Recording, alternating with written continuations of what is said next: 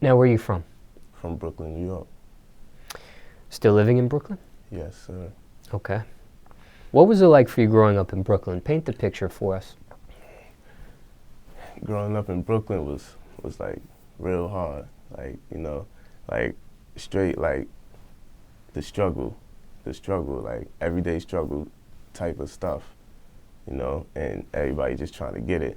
Everybody trying to get it. Like, I came from like not having no hot water in the crib, and now I'm saying I'm sleeping on one little twin size mattress, and it's not. Now I'm saying it's not cute. You know what I'm saying?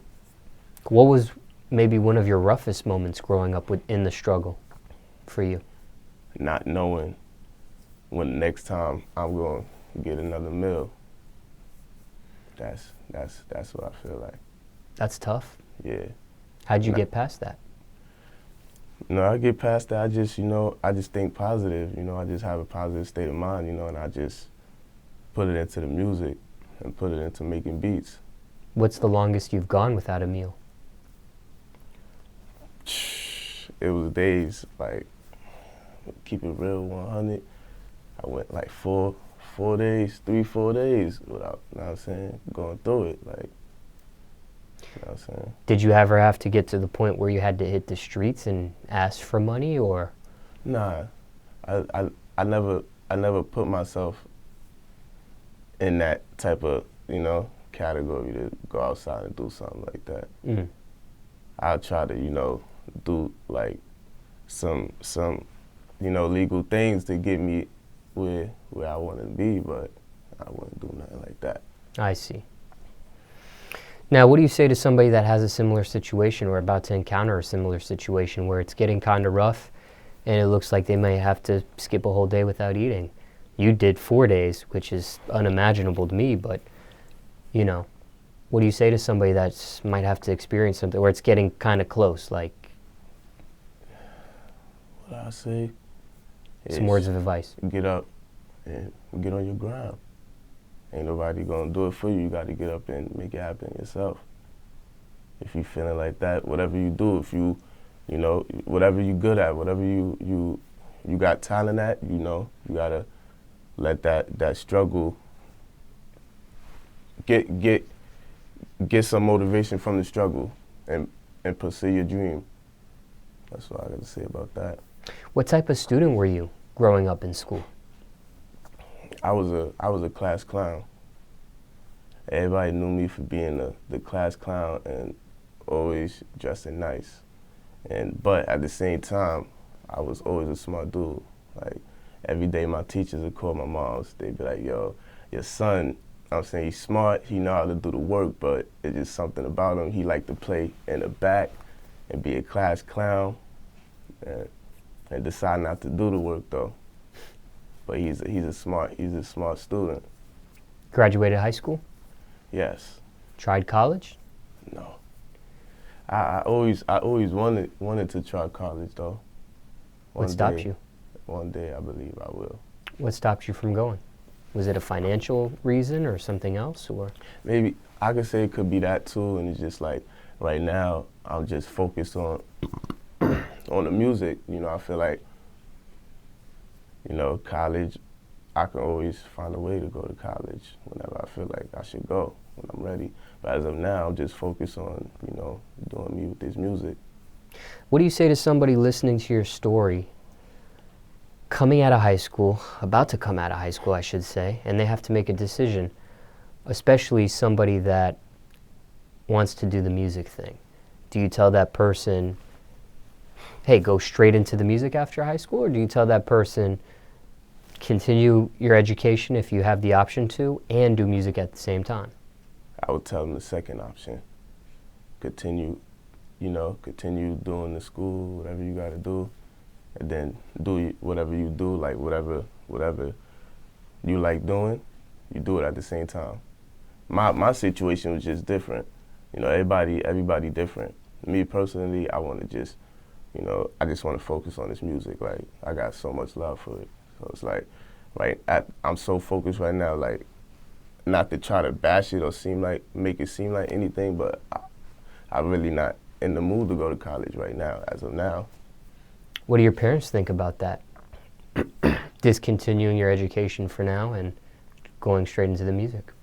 Well, you know, every parent, they gonna be upset, but after a while, you know, they just accept that is reality. They just accept it. After a while, you know, that of course they're gonna be mad at you, but you know, at the end of the day, it's your life, and you choose what you want to do. Jobs you had growing up, if any?